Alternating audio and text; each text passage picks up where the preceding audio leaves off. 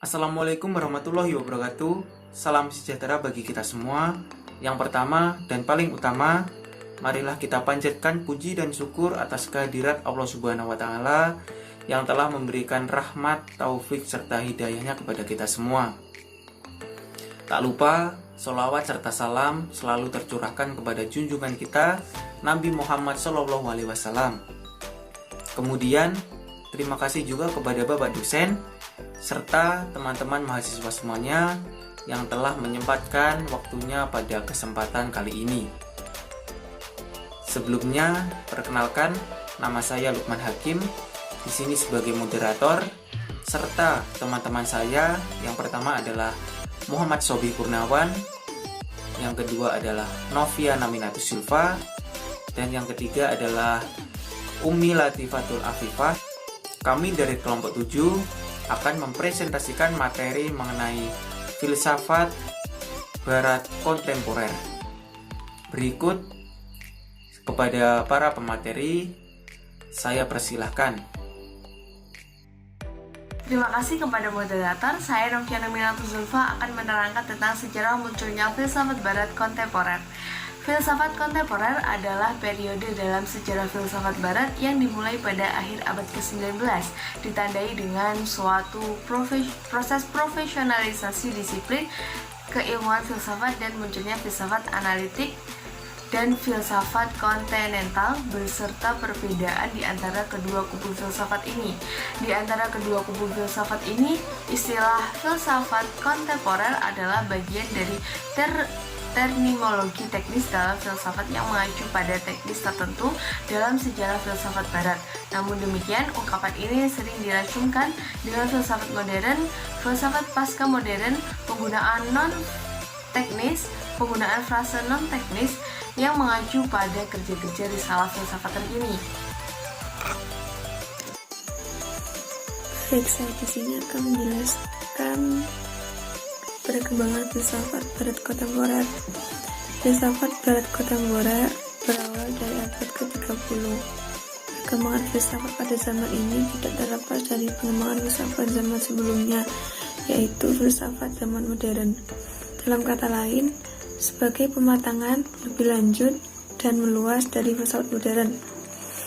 Hal di atas ditandai dengan munculnya berbagai gerakan pemikiran yang muncul pada abad ke-19 dan abad ke-20. Modernitas secara umum memiliki pengertian yaitu perubahan sosial dan budaya yang masih pada abad ke-17 yang berkaitan dengan suatu analisis terhadap perubahan masyarakat yang semakin kapitalis industrial. Dalam perkembangan selanjutnya, filsafat ini melanjutkan isu-isu utama dalam filsafat modern, namun dalam sudut pandang yang berbeda sama sekali.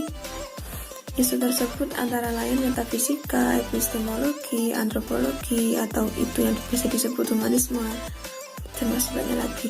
Selain itu, isu yang berkembang lebih luas mengenai kapitalisme, alienasi lingkungan, demokratisasi, terus hak asasi manusia, dan sebagainya. Baik, selanjutnya aliran yang muncul pada filsafat barat kontemporer.